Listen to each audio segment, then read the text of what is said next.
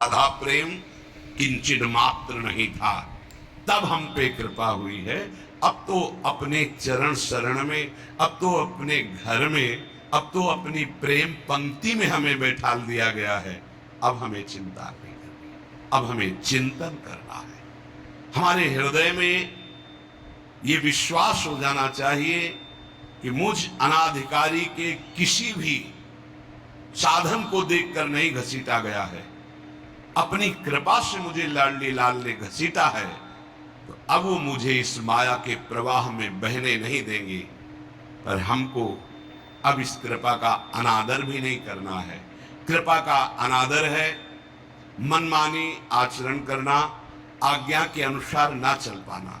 मानो ये हमारा सबका प्रश्न है, अथ केन प्रयुक्तोयम पापं चरति पुरुषः अनिच्छन्नपि वार्ष्णेयो बलादिव नियोजितः। कल चर्चा हुई थी, जो हमारा स्वधर्म है उसका हमें पालन करना चाहिए।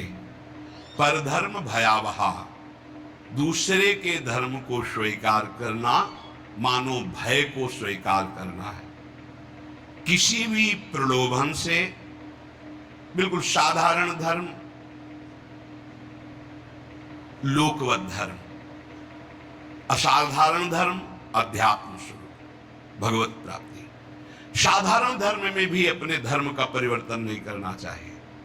जो हमारी भगवान ने धर्म व्यवस्था की है, जहां हमारा जन्म कर्म जो भी विधान रचा है, हम उसके अनुसार भगवत प्राप्ति करेंगे।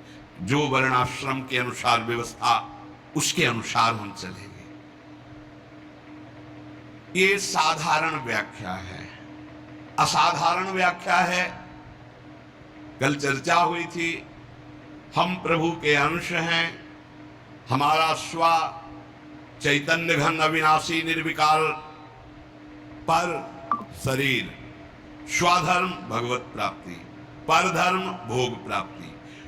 योग होना स्वधर्म है और भोगी होना परधर्म है। इसी से पता चल जाएगा कि हम स्वधर्म में हैं कि परधर्म में। ध्यान दीजिएगा, भगवत योग होना स्वधर्म है और भोगों में रत रहना ये परधर्म है। निर्लिप्त रहना भोगों से स्वधर्म है, भोगों में लिप्त होना परधर्म है। सबकी सेवा करना, कुछ ना चाहना स्वधर्म है, और सबसे सुख चाहना ये परधर्म है। भगवत प्रेम होना स्वधर्म है, शरीर प्रेम, शरीर संबंधी रिश्ते नातों में प्रेम होना परधर्म है। निष्काम होना स्वधर्म है, सकाम होना परधर्म है। निर्मम होना स्वधर्म है, ममता युक्त संसार में बर्ताव करना परधर्म है। अनासक्त होना स्वधर्म है, आसक्त होकर भोगों में, शरीरों में, रुपया में, नाना प्रकार की सामग्री में परधर्म है। तात्पर्य, प्रकृति के संबंध को स्वीकार करके जो कुछ हो रहा है वो सब परधर्म है।